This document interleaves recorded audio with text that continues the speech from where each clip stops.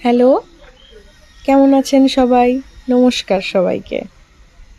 এই যে জায়গাটা দেখতে পাচ্ছেন, এটি কালিম্পংয়ের একটি হেরিটেজ বাংলো আছে, নাম জলসা বাংলো। সেখান থেকে তিস্তা নদীর এই মনোমুগ্ধকর নিস্তব্ধতা এত ওপর থেকে, পাহাড়ের এত উচ্চতা থেকে এত সুন্দরভাবে দেখা যায়। সেখানে গিয়ে সঙ্গীত শিল্পী হিসেবে বা গানকে ভালোবাসা মানুষ হিসেবে একটু গুনগুন না করলে হয়? তাই প্রকৃতির সেই সুন্দর পাখির শব্দ, হালকা একটা নিস্তব্ধতা, সেটাও আমি রেখেছি।